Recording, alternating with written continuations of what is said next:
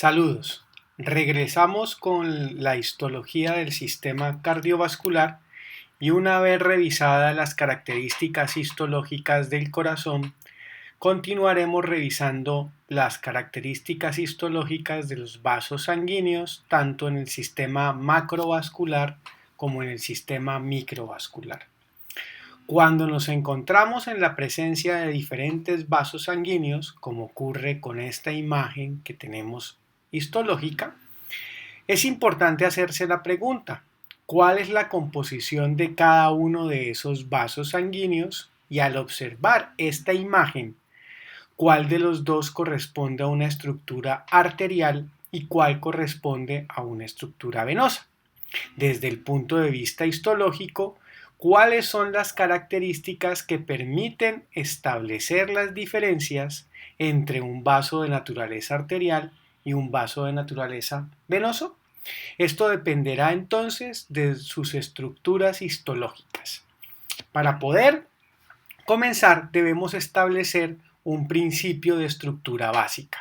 Todos los vasos sanguíneos, sin importar si su naturaleza es venosa o si su naturaleza es arterial, presentan una estructura básica que es similar a la estructura del corazón. Están constituidos por tres capas: desde el interior, la luz del vaso, hacia el exterior, la íntima, la media y la adventicia, cada una con una serie de componentes característicos. Si yo observo al lado derecho la estructura general y al lado izquierdo una microfotografía de un vaso sanguíneo, podemos identificar entonces la primera capa, la túnica íntima, seguida de una túnica media y posteriormente de una túnica adventicia. Y es posible encontrar vasos dentro de esos mismos vasos, vasos de menor diámetro, de menor tamaño, que se aseguran la nutrición de los diferentes tejidos que están en esas tres túnicas, que reciben el nombre en latín de vasa vasorum o vasos de los vasos. Aprovechando una tinción tricrómica en el lado izquierdo, es fácil identificar una estructura de otra, al parecer por su constitución histológica diferencial, esto es, que podemos establecer con claridad la diferencia entre las diferentes túnicas que constituyen los vasos sanguíneos. Por lo tanto, lo que estableceremos es el principio general de cuáles son los componentes que estructuran la túnica íntima, la media y la adventicia, y a partir de esa estructura general generaremos cambios para establecer cuáles son las características de una arteria, cuáles son las características de una vena y cuáles son las características de los componentes de la microcirculación. Y una vez ubicadas en arterias o en venas, establecer las diferencias entre los diferentes tipos de arterias o los diferentes tipos de venas, utilizando la estructura básica: túnica íntima, túnica media y túnica adventicia. Comencemos. La túnica íntima, que es la túnica que se encuentra hacia la luz del vaso sanguíneo, en la estructura más interna, se va a caracterizar por presentar una estructura relativamente similar a aquella que estudiamos en el endocardio del corazón. Se va a constituir por la presencia de un epitelio plano simple que mira hacia la luz de ese vaso sanguíneo y que corresponde a un endotelio, y ese endotelio estará soportado por un tejido conectivo laxo de naturaleza colágena, abundante en fibras de colágeno tipo 1 delgadas y colágeno tipo 3, que va a caracterizar por dar el soporte y que denominamos subendotelio. La interfase entre esos dos tejidos de origen embriológico similar pero de naturaleza histológica diferente, ambos de origen mesodérmico, se va a dar a expensas de la membrana basal, que es el término más adecuado aquí. Esa membrana basal va a estar estructurada entre el endotelio y el subendotelio y va a tener un papel protagónico más adelante en la microcirculación. La túnica media, inmediatamente después de la túnica íntima, se caracteriza por ser la capa intermedia y esa capa intermedia está estructurada a partir de fibras de miocitos lisos. Esas fibras de miocitos lisos pueden estructurarse normalmente de manera concéntrica, esto es, de manera longitudinal a lo largo de la estructura de la luz. Y esos miocitos que tenemos ahí organizados van a presentar un carácter dual. Recordemos que los miocitos lisos presentan la capacidad contráctil y que sus miofibrillas no corren de manera paralela, razón por la cual no son capaces de generar estriaciones. Pero adicionalmente, los miocitos lisos tienen un carácter similar al de un fibroblasto, en inglés lo llaman fibroblast-like, y esa característica de ser similar al fibroblasto se basa en la capacidad de producir sustancias de la matriz extracelular. Esto es, en la túnica media es posible encontrar componentes de fibras de colágeno tipo 3, fibras reticulares, es posible encontrar glucosaminoglicanes y proteoglicanes. Y adicionalmente, esta sí muy importante para las clasificaciones que vamos a realizar posteriormente, los miocitos lisos son capaces de producir fibra elástica. Y esa fibra elástica es sintetizada dependiendo de la ubicación y las características histológicas de cada uno de estos vasos. Por lo tanto, en la túnica media, además de músculo liso, es posible encontrar fibra elástica. Por último, hacia la región periférica, estableciendo un contacto íntimo entre la túnica media y los tejidos subyacentes, encontraremos la capa más externa, que corresponde a un tejido conectivo laxo en similitud a lo que ocurría en el epicardio del corazón. La diferencia radica en que ese tejido conectivo laxo en la túnica adventicia no presenta un revestimiento mesotelial, esto es, no tiene un epitelio plano simple que lo esté revistiendo en condiciones normales. Está dado fundamentalmente por un tejido conectivo laxo que tiene fibras de colágeno tipo 1 delgadas, fibras de colágeno tipo 3 o reticulares, puede presentar fibras elásticas y vamos a encontrar en este espacio los vasa vasorum de los cuales hablamos previamente, los vasos de los vasos o nervios vasculares que están ahí asociados, específicamente podrían ser del sistema simpático y parasimpático, para controlar el proceso de vasoconstricción o vasodilatación que ocurre a través de la túnica media, que es aquella que presenta capacidad contráctil por la presencia de las fibras musculares. De tal manera que partiendo del principio de la presencia de tres túnicas, íntima, media y adventicia, podemos clasificar los vasos y vamos a comenzar con aquellos que salen del corazón, aquellos vasos que son de naturaleza eferente, los que están saliendo. Y esos vasos de naturaleza eferente se caracterizan porque llevan la sangre que sale del corazón y posteriormente la distribuyen a regiones específicas, a órganos específicos y a regiones específicas. Estas arterias, dependiendo de sus características histológicas, se clasifican en tres tipos. Las arterias de conducción, aquellas arterias de gran calibre, se caracterizan por presentar en su estructura grandes cantidades de fibra elástica en su túnica media.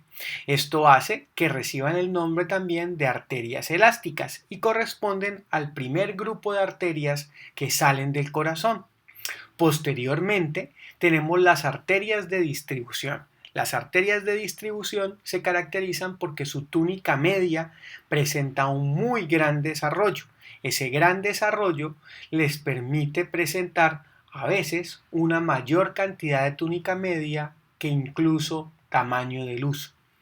Estas son todas las arterias que normalmente les dimos nombre propio en anatomía macroscópica y corresponden a arterias de mediano y de pequeño calibre, como lo estamos viendo a través del asterisco en las imágenes que tenemos en azul. Por lo tanto, las ramas de las arterias que se encargaban del miembro superior o las ramas de las arterias del tronco celíaco o las ramas de las arterias que teníamos a expensas de la carótida externa, todas ellas son ramas de naturaleza muscular son arterias de distribución. Posteriormente, y entrando en el territorio de la microcirculación, aquella que ya no podemos ver a través de anatomía macroscópica porque supera el índice de visión a través de los ojos, incluimos o entramos en el mundo de las arteriolas, que se caracterizan también por presentar una disminución en su calibre. Lo que haremos entonces será ver las características histológicas de cada una de ellas. Las arterias elásticas son arterias de gran tamaño, de más de 10 milímetros, y que corresponden desde el punto de vista anatómico macroscópico a arterias de gran calibre próximas a la salida de la arteria aorta. Incluyen toda la aorta desde su componente ascendente, el arco o callado aórtico y la aorta descendente, el tronco pulmonar, las carótidas, ¿listo? Tanto la carótida común como la carótida interna y la carótida externa, y las subclavias. Al incluir las carótidas y las subclavias, incluirá necesariamente el tronco brachiocefálico. Muy bien. Estas son arterias que conducen la sangre, que sale con gran presión desde el corazón, y por lo tanto al recibir gran presión deben tener la capacidad de distenderse ante esa presión para que la presión no genere rupturas o daños de las mismas. Por lo tanto, su estructura general, como la de todos los vasos sanguíneos, se rige a partir de la presencia de íntima, media y adventicia. Lo que haré a partir de cada una de estas diapositivas es evaluar en qué de esa estructura general cambia en la íntima, en la media y en la adventicia, y por lo tanto qué criterios debemos tener en cuenta para poder diferenciarla de otro tipo de vasos sanguíneos o de otro tipo de arterias. De tal manera que cuando yo observo una placa histológica de una arteria elástica, como su nombre lo indica, que es una arteria de conducción, lo que más me llama la atención es la presencia de grandes cantidades de fibra elástica identificables a través de tinción específica. Esa tinción específica me permite ver que a lo largo de toda su estructura, la túnica media presenta grandes cantidades de fibra elástica. Por lo tanto, la diferencia fundamental en la arteria elástica se encuentra ubicada en la túnica media, donde encontramos grandes cantidades de fibra elástica producida por los miocitos lisos, y esos miocitos lisos producen fibra elástica en grandes cantidades y se establece un límite entre la íntima y la media por grandes cantidades de fibra elástica que forman una estructura llamada la membrana elástica interna, y un límite entre la media y la adventicia, también formada por grandes cantidades de fibra elástica, que denominaremos la membrana elástica externa. Esto es, a expensas de las grandes cantidades de fibra elástica, yo puedo ver los límites claros entre media e íntima y entre media y adventicia. La túnica íntima y la túnica adventicia son exactamente iguales, por lo tanto la diferencia radica aquí, en la túnica media. Si observamos una tinción de la arteria aorta, que como dijimos es una arteria elástica, y la vemos con hematoxilina eosina, no tenemos una tinción propia para las fibras elásticas, vemos la túnica íntima, la túnica media y la túnica adventicia. Entre la túnica media y la túnica adventicia podemos ver la diferencia al cambiar de tejido muscular liso a tejido conectivo laxo, pero no vemos la presencia marcada de las fibras elásticas, que son la característica fundamental de estos vasos sanguíneos. De tal manera que cuando usamos una tinción con fibras elásticas, como la que yo tengo en este espacio aquí, donde las fibras elásticas se ven intensamente moradas en un aumento de 4x, lo que vamos a identificar es la túnica íntima apoyada por una capa de tejido conectivo laxo que denominamos subendotelio. Esa íntima está formada por endotelio y subendotelio, y posteriormente vemos que aparece una banda de fibra elástica. Esa banda de fibra elástica se extiende a lo largo de toda la presencia de músculo liso, o sea, la túnica media, y va a generar un límite posterior y un límite anterior. Este límite anterior recibe el nombre de membrana elástica interna y el límite más profundo recibe el nombre de membrana elástica externa. Cuando se acaban las capas de músculo liso, damos transición desde la túnica media a la túnica adventicia, que es tejido conectivo laxo y que puede presentar vasos sanguíneos o nervios, como en el caso que tengo aquí señalando con mi puntero. Posteriormente, a partir de estas arterias elásticas, surgen arterias de menor tamaño, ¿listo? Pero que regulan el flujo de sangre hacia los diferentes órganos. Entonces aquí vemos cómo la carótida común se divide en carótida externa y carótida interna, y cada una de esas carótidas me están dando las ramas específicas: tiroidea superior, lingual, facial, auricular posterior. ¿Listo? Cada una de esas arterias que yo acabo de mencionar, en el caso específico utilicé las ramas de la carótida externa porque el objetivo de esta clase está encaminada al curso de histología de sistemas para el programa de odontología. Cada una de esas ramas está encargada de la distribución, la regulación del flujo sanguíneo a cada uno de los órganos o de las regiones específicas que se encuentran bajo su irrigación. La característica fundamental de estas arterias es que cuando evaluamos el tamaño de la luz con respecto al tamaño de la túnica media, lo que vemos es una túnica media relativamente muy gruesa. Por lo tanto, gran cantidad de músculo, y de ahí el nombre o denominación que reciben las arterias de distribución, el nombre de arterias musculares. Por lo tanto, la proporción media-luz es bien importante de determinar. Recuerden que aplicamos nuevamente en qué cambia de la estructura básica íntima, media y adventicia para determinar que es una arteria de distribución o una arteria muscular. Entonces observamos nuevamente nuestra estructura básica y vemos que la íntima no cambia, que la adventicia no cambia, que la diferencia está aquí, en la media. La media se caracteriza por presentar más o menos aproximadamente entre 4 y 10 capas de miocitos, aunque podrían presentar más. Y lo más llamativo es que a pesar de que existe fibra elástica, esta no se extiende a lo largo de toda la túnica media, como lo están viendo ustedes en esta microfotografía que señalo con mi puntero, sino que esa fibra elástica se observa solamente en el límite entre íntima y media y en el límite entre media y adventicia. Recuerden que a esto lo denominamos membrana elástica interna y a esta la denominamos membrana elástica externa. Entonces son arterias musculares, pero también tienen membrana elástica interna y externa.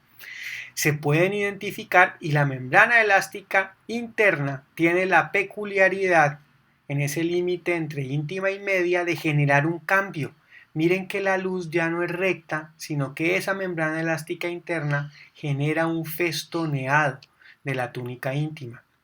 Por lo tanto, las características que diferencian fundamentalmente a la arteria muscular son: 1. La presencia de una túnica media muy bien desarrollada, de 4 a 10 capas, y el festoneado de la luz como reflejo de la membrana o lámina elástica interna. Si observamos un aumento, vemos entonces mis 3 capas: túnica íntima formada por un endotelio, señalo allí, una lámina propia, un subendotelio que corresponde a tejido conectivo laxo, inmediatamente por debajo una membrana elástica interna, seguida de una túnica media que no tiene fibra elástica. Esta es una tinción de fibra elástica y no la podemos observar, y el límite entre la membrana elástica entre la túnica media y la túnica adventicia se da por una membrana elástica externa. Miren la diferencia entre la definición, la continuidad de la membrana elástica interna versus la no tan marcada continuidad en la membrana elástica externa. Si lo observo con hematoxilina eosina y lo comparo con una tinción que me permite ver elastina, veo la continuidad de la membrana elástica interna, la no tan marcada continuidad de la membrana elástica externa, pero miren, a pesar de que en hematoxila y en eosina yo no puedo ver las fibras elásticas, sí estoy viendo el efecto que las fibras elásticas tienen sobre el contorno de la luz y el festoneado que le generan. Si lo veo con una tinción normal, veo la luz de esa arteria muscular y veo una proporción de músculo en la media muy marcada, que es la característica típica. Si lo observo en este componente, veo una tinción tricrómica que me permite determinar con claridad hasta dónde va la adventicia, hasta dónde va la túnica media. Si le damos un aumento con tinción para fibras elásticas, veo íntima, media, el límite entre íntima y media establecido por la membrana elástica interna, me muevo gradualmente, encuentro el límite entre media y adventicia determinada por una membrana elástica externa. Y en este caso, la túnica adventicia de esta arteria muscular presenta abundantes fibras elásticas en comparación con la media, que es solamente capa de miocitos lisos. Sin embargo, cuando los vasos sanguíneos disminuyen gradualmente y dejan de pasar la capacidad de resolución, entramos al sistema microvascular.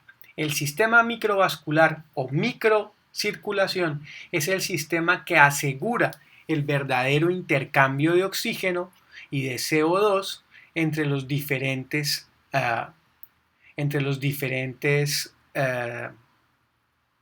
órganos, tejidos y células.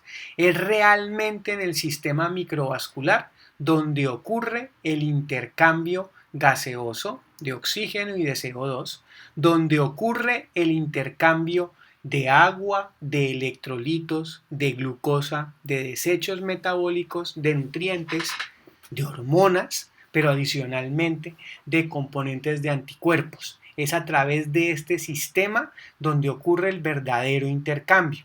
Y este sistema va a estar dado por un sistema de arteriolas y metaarteriolas de la vía vascular arterial y un sistema de vénulas del sistema venoso, y metidos entre ellos dos el lecho capilar. Pararemos en este momento nuestro video para poder posteriormente regresar al sistema microvascular.